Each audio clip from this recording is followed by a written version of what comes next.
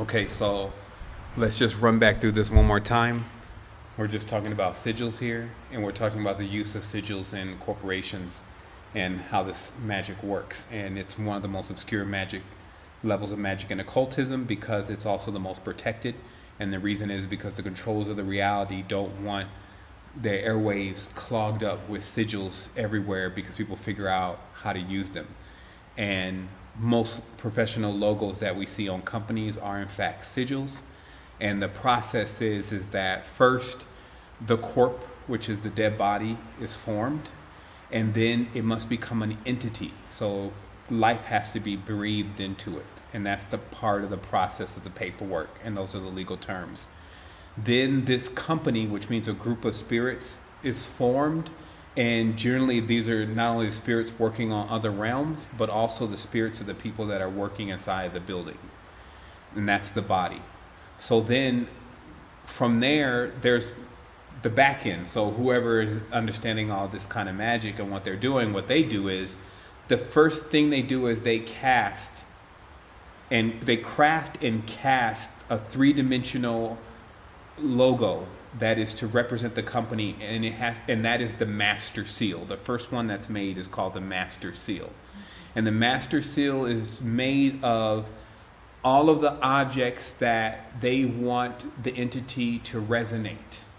So gold does certain things, certain leaves from trees do certain things. It's a resonance process. And what resonance is on this level is anything that contains the same elements or chemicals or even shapes, geometric shapes of another thing. There is a magnetic link between those things. No matter how weak it may be, that magnetic link, which decreases through distance, still functions as a pipe or a tunnel which connects those two things. So it's like a invisible line between two magnetic objects.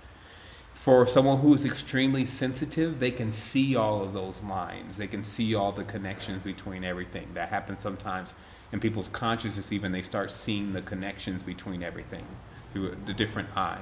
So going further, what we figure out is that then this two-dimensional seal, and this is what I have to write about now, is then surrounded by the things that resonate. So there's like reinforcement of the things that resonate what is to be done in this company. So actually they build it out even almost like a body in itself, putting things that should resonate with the head of the company at the head or towards the top. I mean, there could be hair from some of the employees, anything that contains the resonance of what they want to achieve within the company. This is sorcery. So what happens is then when this object is formed and casted, also rituals are done around it to reinforce because what's happening is that you could see it like a baby. It's a golem. And then it has to constantly be trained. This is what the energy is supposed to be. This is how the energy works. The finer details, because just because you put some roses and some chicken beaks and things that resonate different kind of energies around something, that something is still a baby. So it has to be constantly reinforced with those intentions in the most intelligent way in order for it to fully carry out its purpose. And this is why the old companies that have lasted long, they're like full grown. That's what's called a giants. The giants are generally skyscrapers more so than they are human beings now. And it's because when the soul chooses to come into physicality, it first chooses the most densest form. Those are stones and crystals. That's why crystals contain so much power, is because that's when the soul is in its densest form. And then what it does is it takes on the characteristics of the geometry that is of the object that it's embedded itself into. So it doesn't know anything greater or any less. It just experiences itself as that. And then as it makes its transition into other life forms that carry different geometry, it experiences itself as that. And at no point is the soul really going back to and saying, hey, this is the experience that I would rather have and this is the experience that I want. until it reaches a certain level of sentience, which is where instinct cuts off and actual intentions, a person's intentions start to guide them more so than their instinct, right? Notice all those are ends, right? Instinct, intention. So this last phase of the sigil magic is when we see these objects everywhere, we get embedded with what the sorcerers are doing behind the scenes with those objects. And that's how it works. Wow. And then, okay, the last thing was, I think, actually I went through all the legal terminology. So I guess to recap, so you're dealing with seals. And remember we talked about, so the seal has to be broken. But the master seal is somewhere. And it's generally fortified with protection and all these different things that those who are practicing the rituals are endowing it with so that it stays strong. So when corporations compete, the small corporation will fall when one of these larger entities come in and try to absorb it. They'll either absorb it, hey, we're going to buy you out, or now we're competitioning with each other, and then now there's a war. And this is how this stuff is taking place. And so the more people that this entity has inside of it, the stronger it becomes. And this is like simply seen on the physical plane as when you have, let's say the United States has all these different people as citizens, right? And then when they go to war, they have the people, and they have the technology, they have the metals, they have the gases. Now the other thing is that, and here's another deep secret. See, in our spectrum, we read light and color, but there's actually elements that don't have a light or a color to them. And they call them, I think, inert gases. And these are the ones on the periodic table that they know exist, but they can't actually isolate them in most cases. And when they do, they're very volatile. They can cause extreme explosions, even just small amounts of them. And these elements I know to be basically the most powerful. Okay? So when they build a weapon with that kind of stuff inside of it, they have now come into kind of like an agreement with that. They created a resonance, because even to contain it, there has to be some kind of resonance. It has to be attracted, then it has to be contained, and to contain something volatile, it has to be put into something that it either feels is its habitat or is able to contain the pressure of it until it explodes or until they want it to explode. So what I'm doing is I'm reverse engineering the elements of the wonder weapons, because when you understand then the seals, you say, oh, okay, so what's going on is they're mixing the elements of different things to create something that embodies the essence of what those things are. And the craft is so deep that, even to the shape on the tip of the weapon, to the size of the screws in the centrifuge, all that has to be perfect, because you're still making one giant sigil mandala that is embodying some kind of aspect of something that you wish to carry out, that you're going to have to keep reinforcing, because the elements that you're using, if it's going to defeat someone else's same configuration of something like this, has to be more volatile. So this is actually what sorcery is. It's the mastery over elements that are wild and volatile and can kill millions of people. You see what I mean? And this is the volley of power of what we find in this world with entities. And the spirits, they're just like elves in the machine to these entities at this point, because they're like, they might as well be the hobbits or the what do you call those other guys, the ogres or the trolls in the mountains, working the quarries to pull out elements that some much more grander Sauron is going to be using to travel hyperdimensionally across other worlds. And those small spirits never having even the ability to fathom that may be going on, but feels comfortable in this thing that I keep seeing everywhere, which is basically the payment of protection being the key to all of even magic and all this stuff starts, or not just magic, but language and all this stuff starts first with this instinct that one needs protection. And I think that that's actually the reptilian part of the brain that they're talking about. It's before fight and flight, there's I need protection. And that reflection in our consciousness is the slippery slope. Because once that happens, there's all these other forces, including the four elements, that immediately offer protection. And the four elements is the symbol of the cross.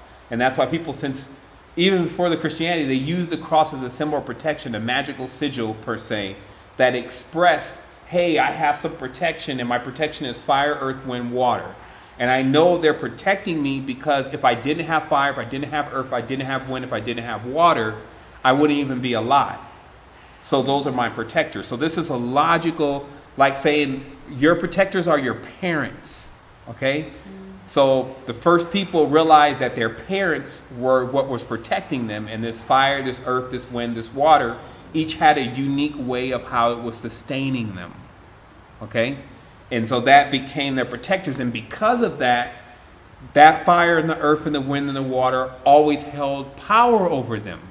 Because if you need these elements in order to survive, then you must live now in the world in which they live. And this is why when we die, we don't need that anymore.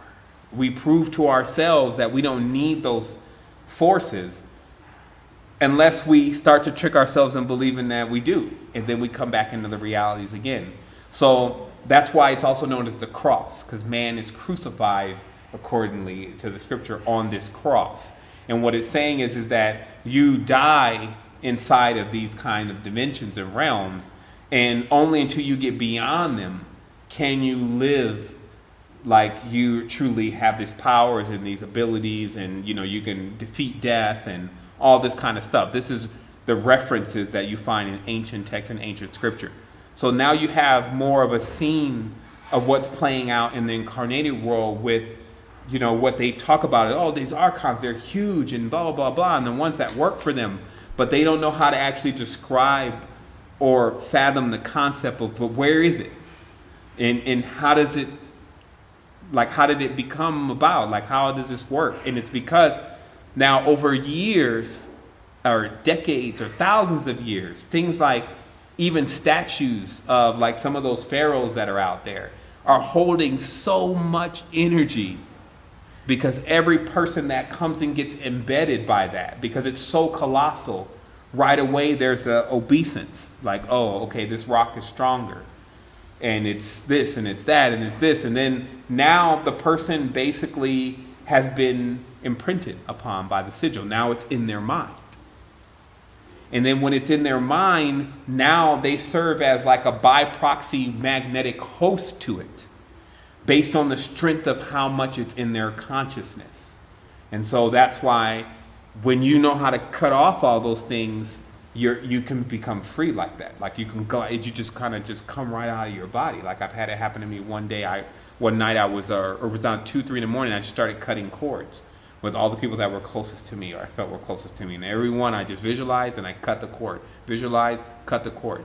And then at a certain point I fell asleep, and then when I went to sleep, I went right out of my body and I went through the sun. And then I came out on the other side and I could see stars in the distance. And then I sent a message out and I said, is there any humans out there? And then it sent back, no. There's no humans here. That's exactly what it said. There's no humans here. And so I was kind of scared to go into those lights, because I was like, okay, there's no humans over there. And then I stayed there for a minute, and then I pulled myself out and I woke up. So it just brings more credibility to step by step by step by step what's really happening, because we have to realize that we're on a realm where there are men here that know all of this stuff already. This was their school.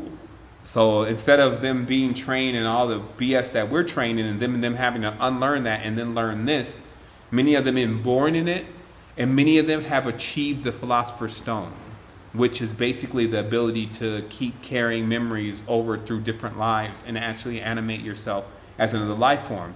And that's why in Harry Potter they talk about this Horcrux. and that this entity is basically putting itself into 7 different objects, I believe it was, and each of those objects are scattered across the planes. And as long as no one ever destroys all those objects, it'll always live in one of those objects and be able to keep reanimating itself. Now again, we're talking about knowledge that actually would be rather useful to the preservation of one's soul across the continuum and the chasm and all the other stuff that seeks to rip it apart.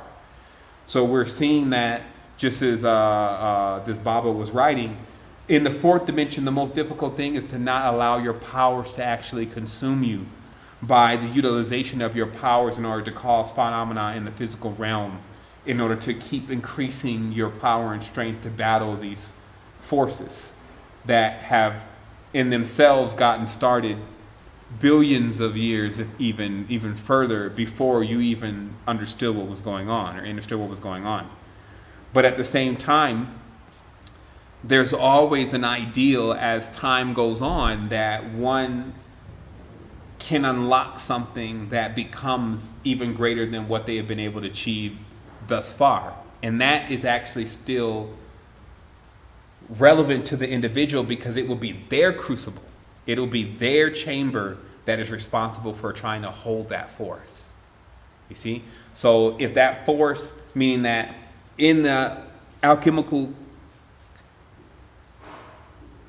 formulation of the person's consciousness, they could actually become a container for the greatest force that's ever been revealed to this reality. But they would still be responsible for containing it. You see what I mean? Because at any point, this thing could run through stages and completely implode the person. It could become unmanageable and contained. But just like when you have a wonder weapon, it starts to tempt you to scare other people with it if they're not doing what you want them to do. You see what I mean? So they're already deep and headlong into that, and that creates karma. And then this is actually what they write about. This is the whole problem with sorcery, is that in the end, you end up with so many entities that are basically attacking you and causing you strife and turmoil because they want you to fulfill the agreement that is made between them, because that's them basically being still in childlike phase. A man playing in God's cabinet, or the Supreme Being's cabinet of creation, and then not understanding how to take care of these entities through the whole process of them actually becoming from not being born in a woman, think about what's happening, to somehow becoming mature enough to be able to manage their own power, because they have their own power and their own reason too, which they've been taught. But they don't have a mother.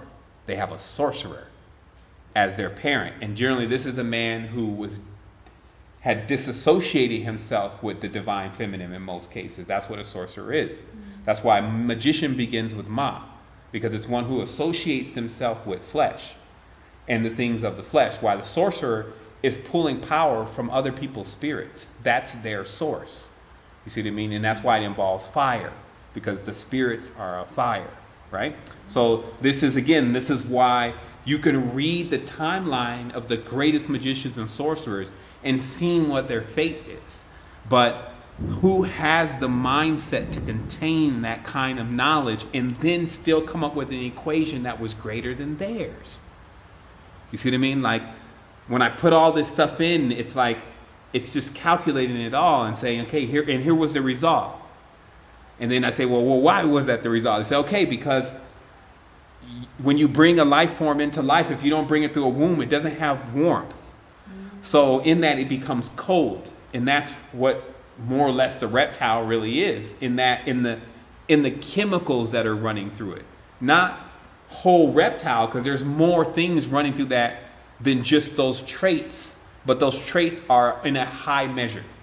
So that high measure causes a greater resonation towards coldness and something that does not actually think before it goes out and kills something, before it goes and damages something or hurts something, or desires what it needs more than the preservation of the reality that other life forms have to live in.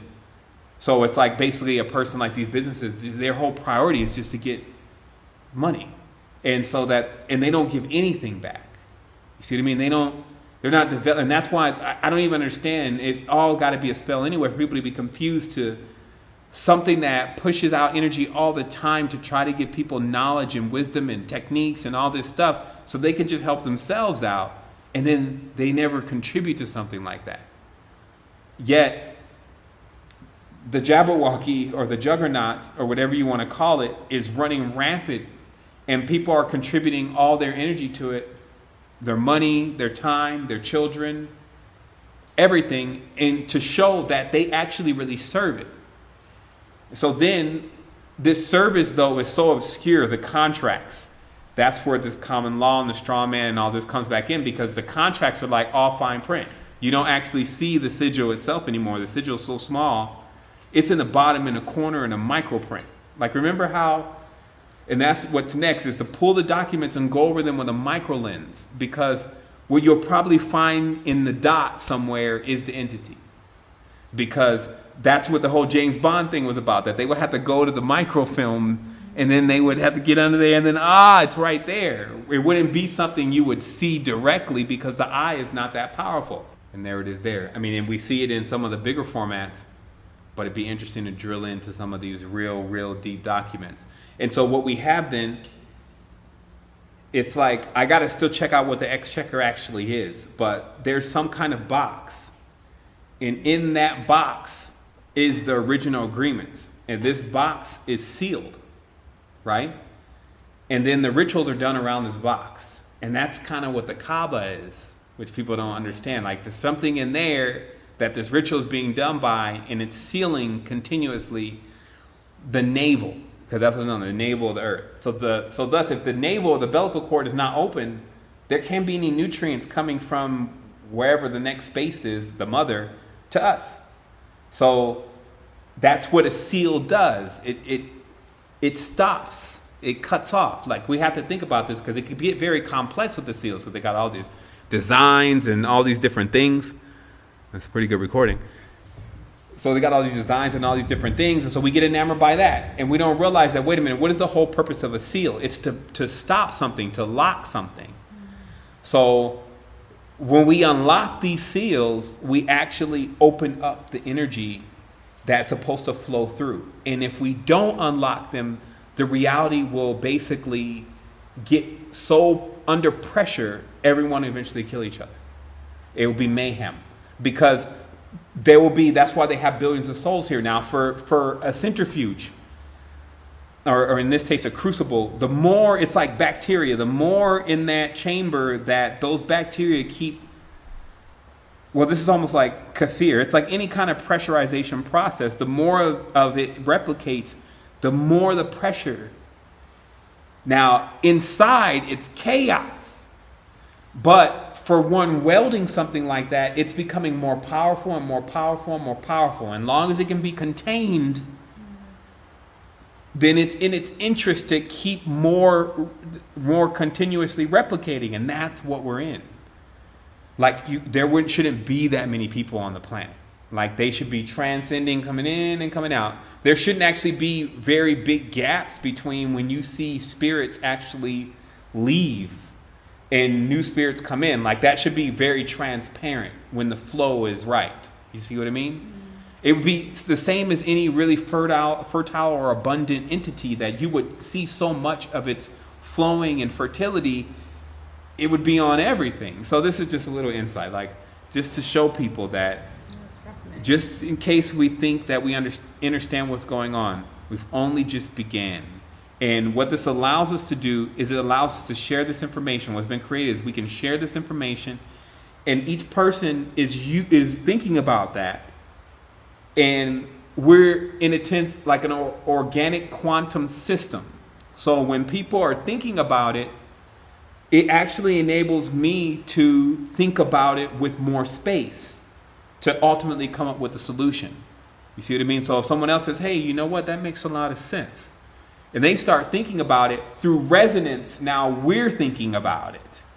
You see what I mean? And this is why it's just it's our intelligence level. We're not realizing what's actually happening, because we could all be thinking about something, but if no one's smart enough to say, hey, so if we're all thinking about it collectively, we can come up with a solution very fast. And this solution doesn't always have to be us crowdfunding and all that. The real masters are able to extract the solution right from the source. So it's not even in physicality yet. So it's still actually in the inception point. It's still before physicality. So that's where you would go and you would grab this knowledge. You would say, okay, incubator, what do we got? And the incubator would say, this is the solution. Because as you keep rolling through this, then you start thinking, well, is it possible to design something that unlocks those seals from afar? And this is why that, because the lines that they're going down can be drawn in. You see what I mean? You could probably go and put things in those lines when you go to sleep. And if you send in the right codes in essence, you could unclog the whole thing. You see what I mean? Like, this is just a logical process of how things work. A plumber can visualize this. This is not all metaphysical and what they call Keclonic 15 dimension, all this crap. This is as simple as something a plumber can see a block in a drain and start saying, well, what does Drano do? And what is it made out of? Now, how can we cross that over into the physical, or let's say in this case, how can we cross it over into the spiritual to where we unclog where these areas have seals, from the exchequers to the debt systems to the navel of the earth to its other chakra centers, so that way we can get the hell out of here. Because these things, well, get in here, I would say, because, and get them into this, into whatever they need to be in. And what it seems like to me in analyzing this, and not just being a judge, we have a bunch of children with no mother, and these children are not weak because of the experience that they've gone through. It's like if you choke a child every day and then somehow it survives, and it's like 21 and 26, you're not going to be dealing with just some mentally damaged. Many of them will be, but the one that's not will be a tyrant. It will be a force that others would have a hard time dealing with, because it survived something that most have never even been put through and wouldn't even fathom what it would be like to be put through something like that. But somehow it survived, and now it's running things because it has more of that dominance and cruelty than other life forms that are available in the system. Like, that's why these warlike tribes and everything were the ones that were winning, because people weren't even thinking about going to war to the level that they were. They were like hanging heads up and scaring people, and people even that started fighting realized that shit, they're way more crazier than us. We're just, you see what I mean? So the thing is that you have to draw from a higher system. You can't even try to play games. You can't even try to build your own entity and see if you're going to go play rockin' robots with this thing. It's about going over its head, realizing what it actually needs to attract it. Do you see what I mean? So now the same way that it came in, the same way it's got to go out. What is it lacking? Because whatever it's lacking, it's going to be attracted to that. That's how we are. Whatever we don't have money, we come attracted to money. We don't have a wife, we become attracted to women, or whatever. That's how it works. So it's the same principle. See, that's what the master mages, they call Rabmag, is capable of doing, because it knows all these forces, and even the thunders and all these different things. It's almost comical for that kind of entity. You see what I mean? Because it's no longer a human being. You see what I mean? Because it's like you're aware of something so much more higher. You just only see the ignorance in all the life forms that are not aware of that. But that ignorance is not to judge them, it's to have compassion over them. Because no matter how they act out, you already know the whole process anyway. You know that they messed around with the sigil. You know that they stole the language, the holy language, from the stars. They tried to draw down the stars. They didn't let the custodians, the people who were teaching them how to do that, keep teaching them how to do that. They decided to take the knowledge like gypsies and form this tarot card so they can get some money. And then they end up cursing themselves because the power is equally the poison. And then now they're over here stuck on an external currency-based system, like wanting to get more money, more money, more money. Can't think about anything but money, but they don't have no kundalini, no spirit, no power. And then they have all the knowledge, so they turn themselves over to the sigils. And the sigils are them trying to create their own gods and get everyone to worship these gods in a system that doesn't move because it's stagnant, because it doesn't even have a fertile component. Because they're so busy trying to remove the power from nature and put the power in themselves, they're only creating life forms that don't actually have nature within them. So the only thing that happens after a while for a person in that condition is they have to go back to nature. You see what I mean? Because nature will try to mend, is the only thing that can mend all of that. No amount of person's words, talking, whatever. So that's the whole top-down system that I would say is going on right now in regards to just how they're working the magic and what it's got them into.